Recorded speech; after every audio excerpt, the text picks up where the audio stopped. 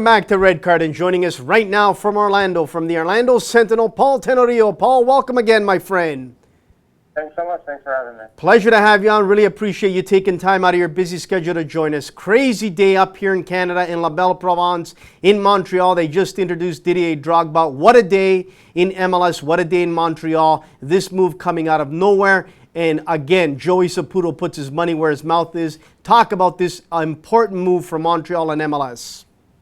Yeah, I think it's always a great move when you bring in a superstar like Drogba. I think he's going to be a player that can change things for Montreal.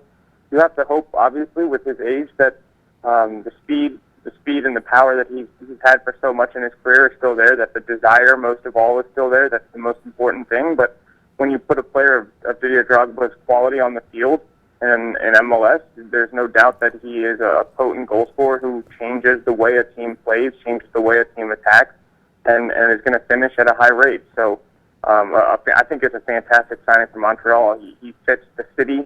He fits the culture of the club. And that to me is just as important as anything else when you're considering these players, and especially when you're considering designated players, that they understand their roles, that they understand kind of their stature within the club. And obviously being French-speaking, I think Didier Drogba understood that part of it as well. So a massive signing for Montreal.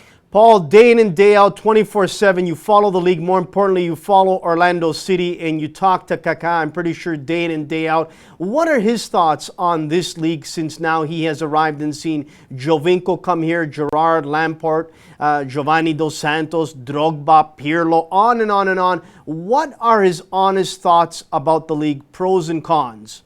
Yeah, I think, you just touched on this at the All-Star game. Just the thought this is what, he wanted to be a part of. He wanted to be a part of a league that was growing, that was ambitious, that was bringing in these players, and he wanted to be kind of that next wave of player that first started, obviously, with David Beckham in the league, but now there's this new wave of players that's coming to MLS to change the league and to change the perception of the league, and I think it's exciting for not just the fans, but I think for some of these players as well who are a part of it to kind of be transformative in this second, maybe third iteration of MLS 3.0, So I think, he's appreciated the quality. He's gotten used to kind of some of the differences of MLS, the travel, some of the U.S. Open Cup competitions, all of that stuff.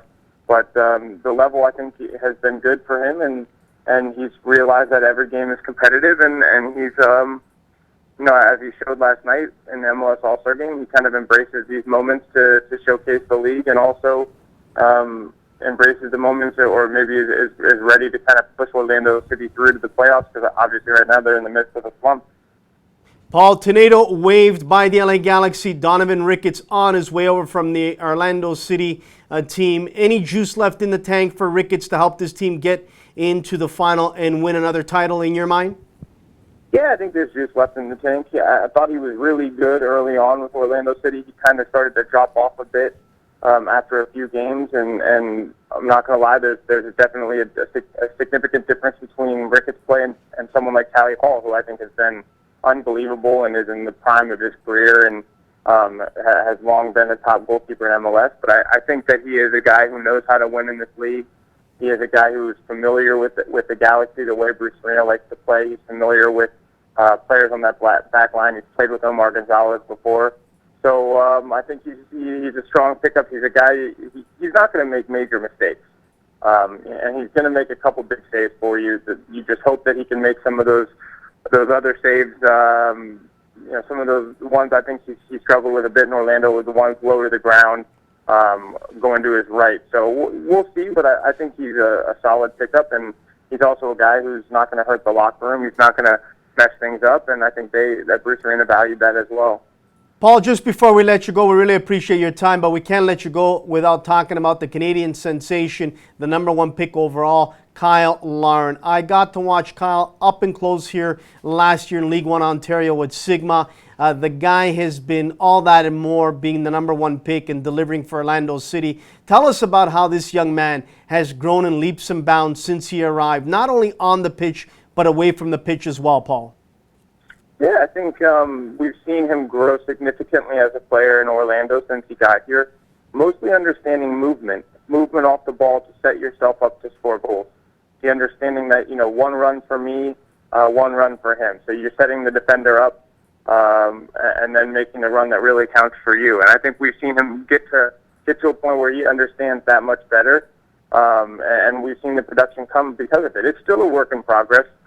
Just before he scored his first goal in New York, Kaká was waving his arms and yelling at Kyle because he didn't make that run that he should have made. And, as a young player, you need to understand that you can't turn off and on.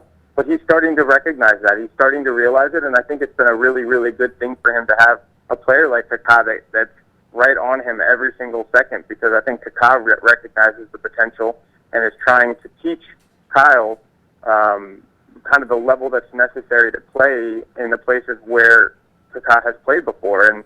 And sometimes having a teammate like that who is vocal with you, who doesn't let you get away with things, is what pushes you from good to great. And I think we're kind of seeing some of that process with Kyle now, is that, the demands on him are very high, and then right now he's producing. It's been an interesting journey to watch.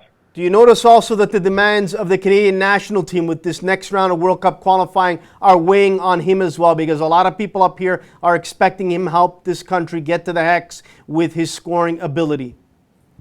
Yeah, no doubt. I mean, I think he understands that he wants to be the number 9 for Canada. He wants to produce. He was disappointed, obviously, to not have scored that one goal that could have had them through in the Gold Cup. All of that's a learning experience for him. And I think, obviously as a number 9, a lot of what you do is contingent on service and the people working behind you. But, he certainly is a goal scorer who has proven he can be a goal scorer even at 20 years old in Major League Soccer. And now he needs to show that he can take that level and translate it to the international scene as well. Paul, we know you're a super busy guy, so we thank you so much for taking time coming off the plane and joining us here on Red Card. Enjoy your weekend, enjoy the rest of the season, and thanks so much again for making time for us, Paul. No problem. Thanks so much. Class act. That is Paul Tenorio of the Orlando Sentinel. What a class act he is. Really appreciate him taking time.